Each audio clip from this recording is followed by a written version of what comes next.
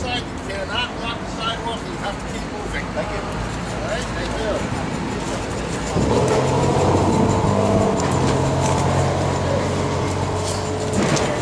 Let's at least stay together. A lot of our mouth keeps moving. Yep. Oh yeah, stay together? Yes. Alright. Jenny, let's stay together. Yeah, you want to sign, sir? Help yourself. If we all just stand in place and dance.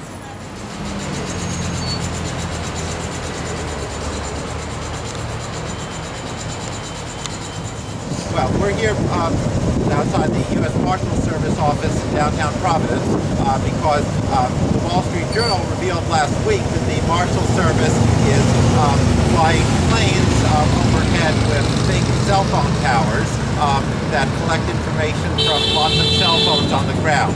And this was all a secret program. Nobody knew about it until the Wall Street Journal published an article last week.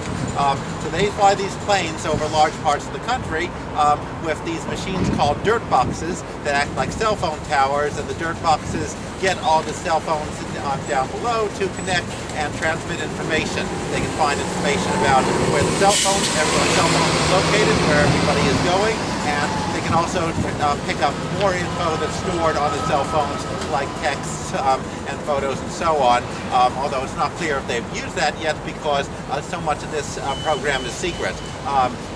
So we're going to be going into the Marshal's office pretty soon to deliver a letter asking, have they done these flights in Rhode Island? Has the Rhode Island district of the Marshal Service been collecting data using these flights? And we're also going to be asking what kind of privacy oversight they have, like what companies have access to this data, what other government agencies have access to this data, and how is it used. And they say that they've got judges approving it, but we're not sure if they're having it approved as a proper warrant because there's no information about how these judges have approved it. Are the judges made aware of how many flights they're doing and how many people's cell phones are getting swept up in this? Because these machines can sweep up information from everybody's cell phone, regardless of whether they have any suspicion of you or not. So what happens to that data? There's a lot of questions. The Marshal Service has not been providing any answers, so we'll ask them the questions in this letter, and hopefully they'll answer us, but we wouldn't be surprised if the Marshal Service just keeps keeping it secret.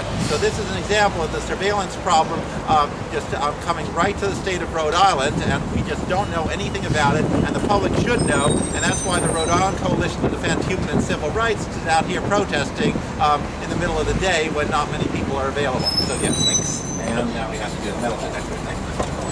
All right, we'll go with this. Cool.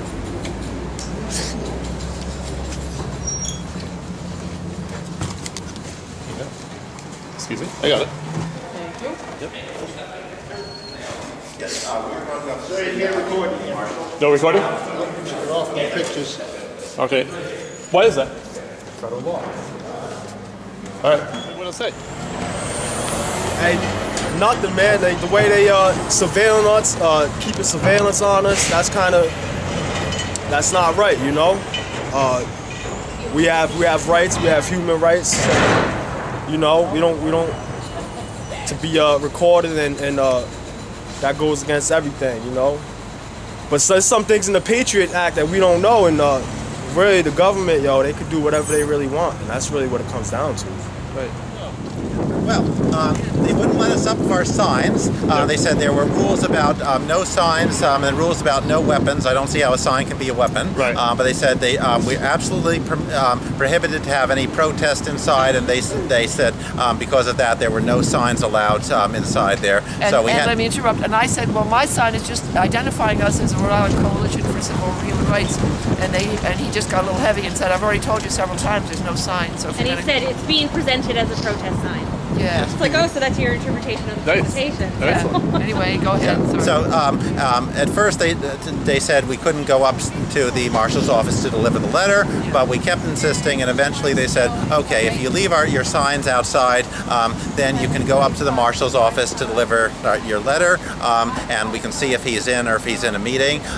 And they made us go through a metal detector, and they checked our IDs. Kathy wasn't allowed through at first because she didn't have her ID with her. She had to go back because they always want to see your ID. Right. So they saw her ID for whatever that was worth, and then we went off to the Marshal's office, and the Marshal was there in person. He took our letter, and he told us that he would get an answer to us, and we gave him our street address and our email address because we wanted an answer in writing. So we are anticipating an answer from the Marshals Service, hopefully a full and honest answer. Excellent. Good job.